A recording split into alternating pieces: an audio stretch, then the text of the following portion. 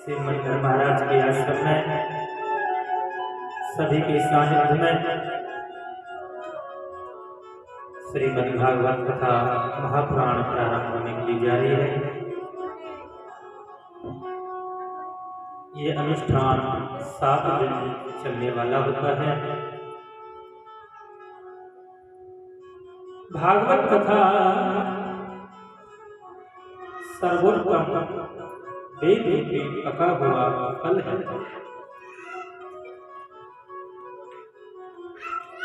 श्रीमद्भागवत महापुराण 18,000 श्लोक हैं और हमारे जितने पुराण भी हैं ना,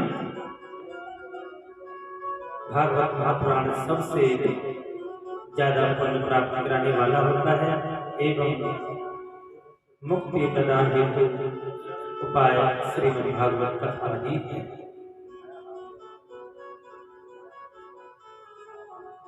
सच्चिदानंद रूपाय विश्वोत्पत्त्यादि हेतवे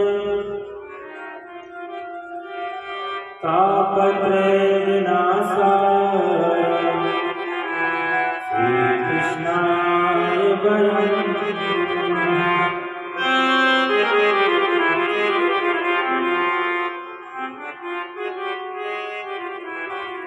सत्यचित आनंद भागवत जी का सबसे पहला श्लोक माना गया है। सत्य माने क्या है, चित्त माने क्या है और आनंद माने क्या है।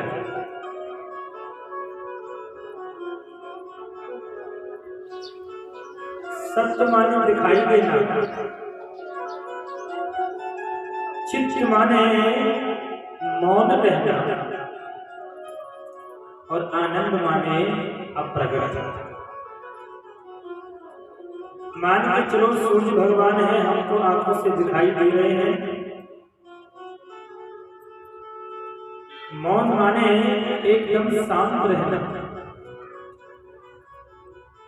और आनंद की परिभाषा शास्त्रों में बहुत अच्छे से दी। आनंद का मतलब है, आपने कथा श्रवण की है कि नंद के आनंद भयो जय कन्हैया लाल के, यानी नंद बाबा को यहाँ आनंद देने वाला भगवान ठाकुर जी पधारे थे।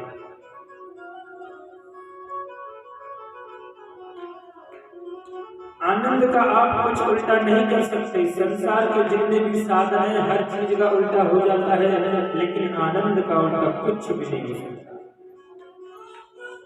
क्योंकि आनंद तो साक्षात मेरे गोविंद हैं। अजी देखो, काले का उल्टा गोरा हो जाता है,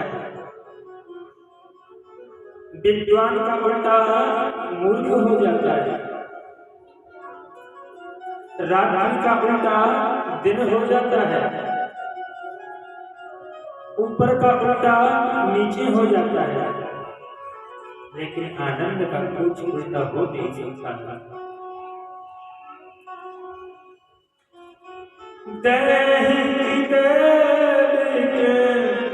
भौतिक किताबा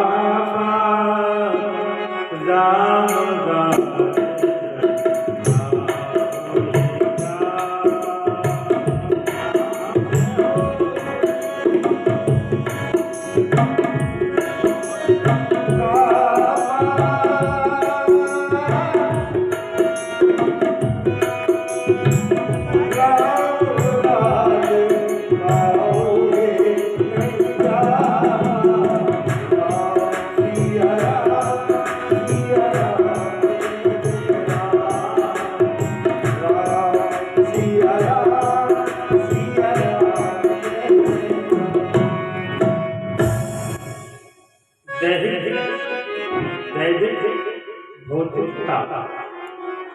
जो कि हमें तीनों तापों से बचाने वाले हैं भगवान। सत्य चित्त आनंद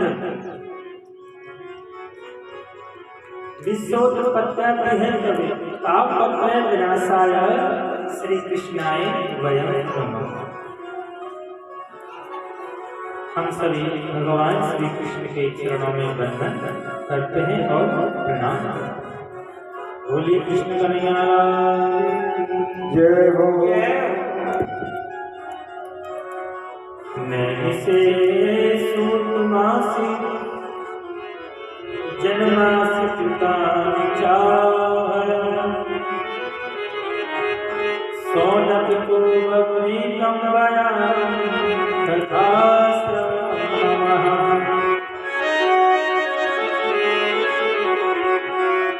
एक दिन की बात है, सोन का दिन 88,000 ऋषि नैमिषारण्य तीर्थ में बैठे हुए थे। उनका मतलब है वो आपस में कथा चर्चा करते थे, भगवान के नाम का गुणगान करते थे। जब कथा चल रही थी ना,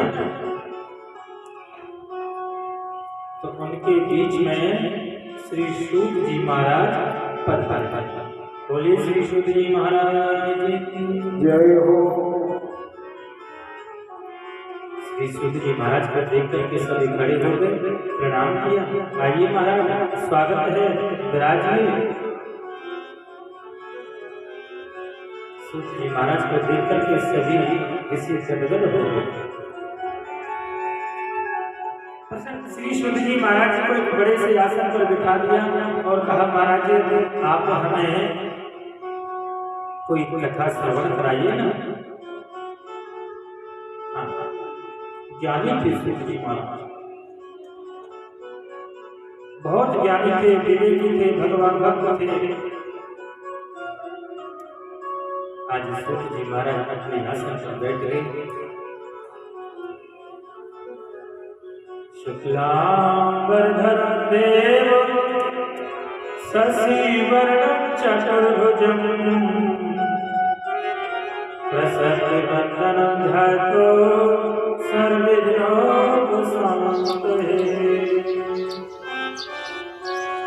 हे महाराज, आपको ऐसी कथा श्रवण कराएं जिससे हमारे मन में शांति बनी रहे, हर्ष और उल्लास बना रहे। आज श्री सूत जी महाराज ने कथा को प्रारंभ किया।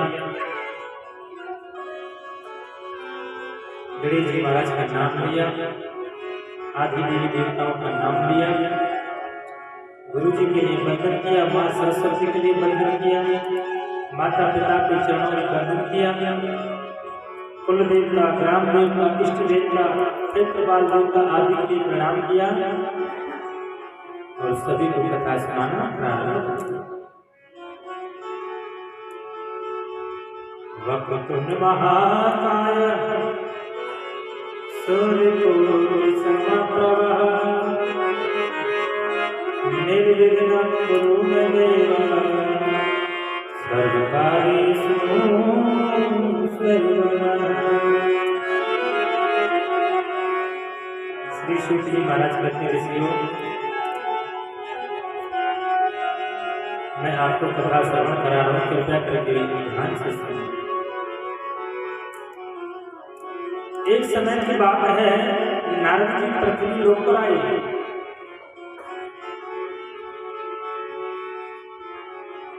नारद जगह जगह जा रहे हैं, पृथ्वी लोक पर घूम रहे हैं, विचर रहे हैं। वो देख रहे हैं कि पृथ्वी लोक पर कोई दुखी तो नहीं हो रहा है। नारद जी हरिद्वार गए, ऋषिकेश गए, रंगभूमि गए, कुरुक्षेत्र गए, धर्म क्षेत्र गए, सेतु बंद रामेश्वर गए। उन्होंने वहां तरह तरह के वियोग देखे।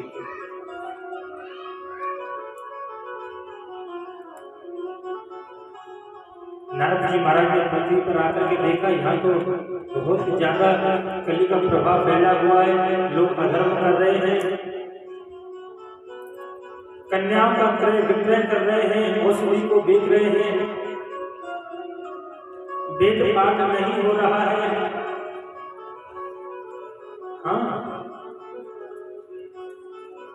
पैसे लेकर के पढ़ाया जा रहा है और पाखंडियों के तो झुंड के झुंड है महाराज। नारद जी के मन में बहुत चिंतित उपस्थिति प्रकट हो गई।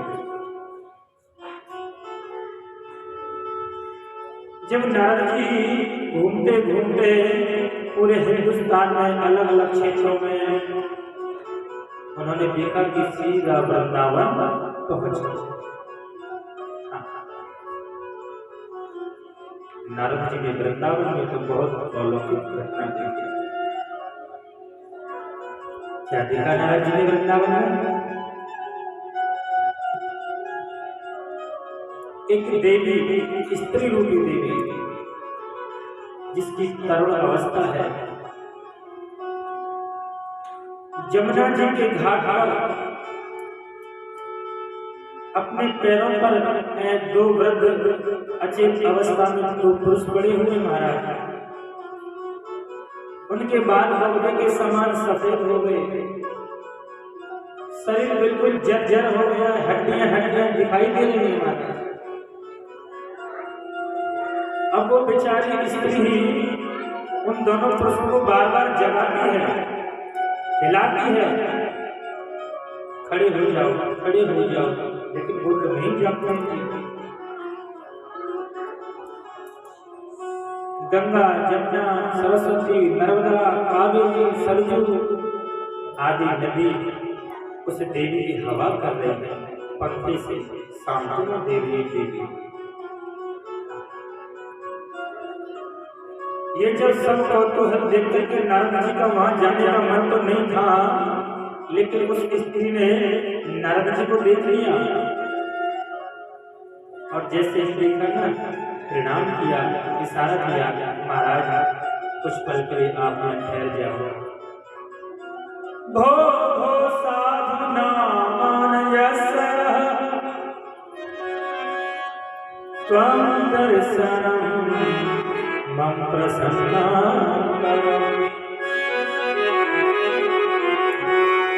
हे साधु, 2 मिनट के लिए आप यहाँ आ जाओ और मुझे देख करके तो ऐसा लग रहा है कि शायद अब मेरी निवृत्ति होने वाली है। मुझे आपको देख करके बड़ी खुशी हो रही है महाराज। नारद जी ने प्रणाम किया, देवी तुम कौन हो?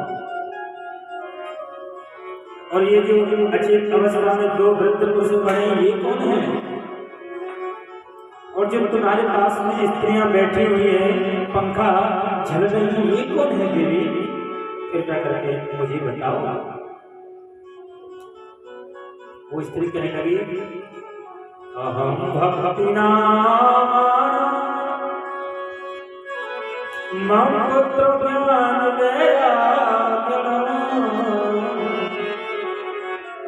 कलिकालम जर्जरे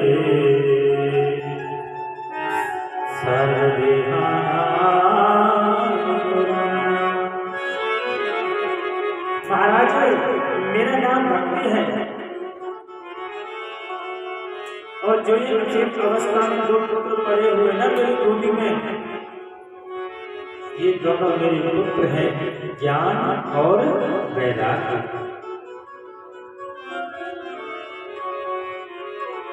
द्रविड़ देश में महाराज जन्मादि हुआ, कर्नाटक सम्मानित महाराज, गुजरात आदि में घूमते घूमते चल रही थी ना। और जब से मैं वृंदावन में आया ना, तब से मैं तो तरुण हो गई, जवान अवस्था में हो गई, लेकिन मेरे दोनों पुत्र एकदम थके मांझे से लग रहे हैं, बुजुर्ग हो गए। अब मैं इनको बार बार जगाने का प्रयत्न कर रही हूँ, महाराज कृपया करके अब आप कोई मुझे उपाय बताएं, ये दोनों पुत्र मेरे कैसे खड़े हो जाएंगे। देवी, ऐसे कैसे हो सकता है? बिल्कुल महाराज, मैं सही कह रही हूँ आपसे। वृंदावन में जब से मैं आई हूँ ना, तो यही हाल है। नारद जी ने कहा, धन्य है ये वृंदावन,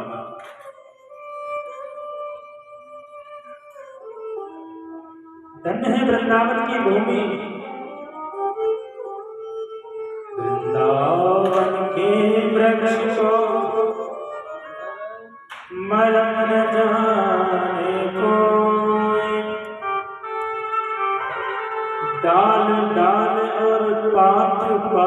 पे श्री राधे राधे।